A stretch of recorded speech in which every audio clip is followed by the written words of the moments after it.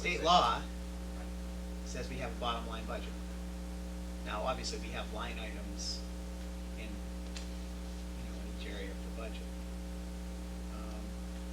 Having So- said that, it's an open book. I mean, I Right. think we're very proud of the book of the process we have here. Right. And we can actively defend and not just defend, explain and Explain. articulate the purpose of every line of the budget. But as I said at this outset, when we start so early, some of these numbers are subject to change all the way through winter and spring. Well, working with two factors, you have two major issues here, or two key points. One is a budget that maintains what we have, right? Second, you have to take into consideration is what is the new, you have to set aside a sum of money to cover what we believe the new contract results will be. Yep, small capital, because we've cut that in the last couple of years, there'll be additional small capital. Yeah. And we also, that's right, we also have the small capital issues and, And you know, then honestly, special ed. we have the special ed, but we also have many large capital issues that at some point, we're gonna have to start seriously considering at the middle and high schools. So I mean, I remember last year, Carl, that you got us a budget around Thanksgiving timeframe, but it wasn't, you were somewhat comfortable with it, but it wasn't a budget I don't think that you would normally be presenting if you didn't have to. Is that a good way to put it? Yes, that's the way to put it. So I guess I don't want to rush the process and get a budget that really doesn't mean anything. Well, But- this will mean our public hearings will take place after the preliminary budget is issued. Right. So this will mean that the budget that you get will have, it'll be not primarily, it'll be exclusively the result of the department heads, the principals, and the school administration. We won't yet have reached out for public input Right. on December 15th date. But my other question is, by December 15th, do we also need to have a budget that fits within the guidelines of a $500,000 increase? I think that's something we have to think about. The $500,000 that That's the it, town we is. direct them to. Pardon me? We could direct them to. But that's what the selectmen and finance committee at the finance planning team has said, we have $500,000 in revenues increase to work with for next year, correct? But at this point, we're not directing them to live within those means, right? I'm certainly not asking for a preliminary budget that fits within that. But at some point, we're probably gonna have to come up with what's a level funded or available funds Available budget at funds. some point in time. They're gonna require us to do that. Right. How much, do you know, will our contract cost us? Well, in executive session, I'm hoping, not today, sometime in the future, you give me a guideline on what to set aside for collective bargaining for the teacher's contract. Fortunately, we know the cost of all of the other contracts now, so that will make this budget process a bit easier. This past year, we had to guess or project all of them. So once we have that number, I think I've been consistent in my view that level services costs us between 6% and 7% a year, and It's a lot more than $500,000. that's more, level services is 1.4 somewhere like million. about 1.2, 1.3. Right.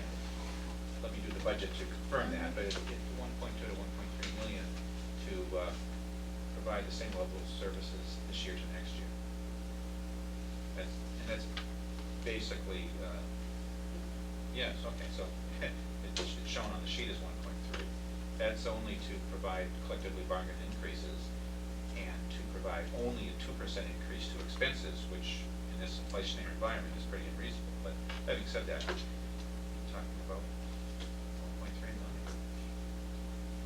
But I guess the question I have though is if we're gonna have public hearings, we can't have, or public forums, to me, it doesn't make sense to just go out there with a budget that we want. In other words, here's a budget that has a $1.8 million increase, let's have public hearings on this, when we're sitting here probably knowing that that's not a realistic figure. Well, last year, we had two kinds of hearings. We had the traditional budget hearing, public hearing in March. And then in January, held, we didn't actually call them hearings, they were public input sessions, forums, to take a look at the priorities of restoring the time and learning, various positions, new positions, special education, reading, literacy, and so forth, class size. And we got comments back from the community, back from the parents, about what were different priorities. And it was helpful, Very. all of them in most cases. Right, and that feedback led to that triangle Right. of the level 1, level 2, and level 3. And ultimately, we were able to achieve through level 2 on our budget. And I think more so this year, given, the tight constraints that every family's gonna have, we need to listen more so. The 6% number that, and what Carl was referring to here on this preliminary budget guidelines came, I believe, from the town administrator at our finance planning team meeting, at the last meeting. And the 6% is a percent increase that we've been talking about when we've developed our 3-year budgets. And so I think that number is realistic, given the fact that we've talked about it as a 5 to 6% increase per year over the next several years. All right, so we'll table this document for tonight. Carl, move along on that schedule to get, and we obviously have meetings before that we can talk about the budget for December 15th, at least a preliminary budget. And we can talk about this document at our finance planning team meeting on Friday. Okay. Next, we have, under new business, the approval of our student exchange trip to Mexico. David? This is an annual, any excursion outside of Massachusetts or an overnight requires school committee approval. The exchange program with the Escuela Sierra Nevada in Mexico has been, I believe, underway for at least 5 years, and it followed a number of years with a similar exchange with the American School in Nicaragua. And so Mrs. O'Brien, who is the International Exchange Advisor at the high school, needs to move forward with planning for this trip. I believe we will also be hosting a group again in North Reading. Questions or comments? It does have my recommendation.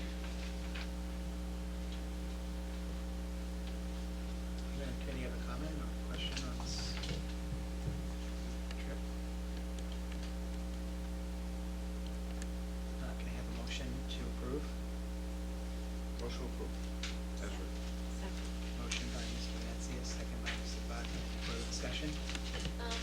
As usual with trips that are of this cost magnitude, I'd like to hear updates on fundraising if that's necessary. Payment plans, it would be, projected costs are between $850 and $1,000 per student,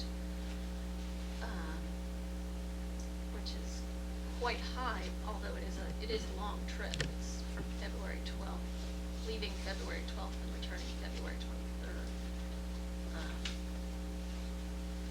And I cannot argue with the educational benefits of this trip. I mean, they go to in addition to simply staying with a family that presumably speaks Spanish most of the time,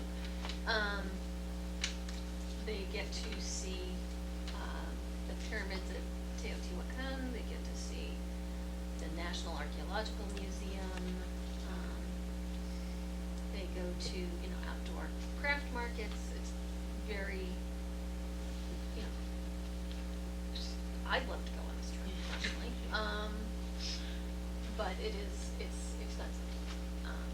So it would Okay, so be- we'll note that on the. Yeah, it would be nice to hear about fundraising and if any is necessary. That's what I think. This is generally a small group of students. It's not like a senior class I think it trip. was 10 where- last year. No. Yeah, so this is Usually more of a. under a select- dozen, 10 Yeah. 10 or 12. Okay. Usually 2 advisors will go on, even though that is exceeding the chaperone number, it's just on this kind of a trip. And the cost is, again, it's primarily airfare, Right. because the The host. accommodations are put up by the host family. And then those families are pretty much reciprocating here, or we're reciprocating here in North Reading. Any further discussion? Hearing none, all those in favor? Aye. Opposed? Unanimous. Okay, we've approved the senior trip. Quickly, we can quickly review our school committee goals for 2008-9. We had a goal workshop last Monday night to develop our goals. Just quickly, there are 4 main goal areas: policy, budget, communication, and strategic planning. The same areas that we've had set for goals for several years. The policy goal statement is that the school committee will establish and maintain clearly written student-centered policies which are consistent with our philosophy, as well as state and federal mandates. One of the things we've done this year under the policy goals is to reduce the number that we've had, because it seems in the past we've had too many and we don't get to all of them. And I think it's better, we think it's better to focus this time around and hopefully achieve as many, if not all, of the goals that we've set under policy. One of the key things we do every year is we continue the systematic review of the policy manual, and that's basically a matter of keeping it up to date. It's important that we keep up to date, we review our policies to make sure they reflect state guidelines, federal guidelines, and also local guidelines in terms of educating our students. Quickly, the other activities here are develop policy on off-site study and independent study by students, develop procedures to implement policy and corporate sponsorship and partnerships. This is one that's been here for a while. We've done some of this. I think the tennis courts are, again, a prime example there. But that's another area we need to look more closely at in terms of raising additional revenues. I don't think there's a gold mine there, but there may be some additional revenues that we can bring into the school department. Next is develop a policy on safe schools. Research legal background on policy, language, and practices on affirmative action and non-discrimination, and research and update policies regarding staff-to-student communication. This is a new one that reflects mainly on electronic communications, but also, speaking, written communications. I think there's a lot of issues that have to be dealt with here, so this is something we think the policy subcommittee can take up and bring back some recommendations to us in terms of what kind of guidelines we need to set. Any comments on those? Just, if I can, under 1.4 on safe schools, I attended last week the annual meeting with the Middlesex District Attorney, Jerry Leone, and he was reviewing a bill that has been passed by the Senate, State Senate, but it's before the House of Representatives, on bullying. And, it's in conference right now. There seems to be some indication that that bill, either in its current form or modified form, will be passed. And it has direct implications to this particular policy. There'll be requirements to develop specific policies around bullying as part of safe schools. So Mostly in, like, what you'll do when, it's what you'll do, consequences for student discipline, right. Who is in charge of the training. It's school-based as well as district. So it's a far-reaching policy. And remember, I think 2 years ago, this also came out of the Attorney General's office at the time.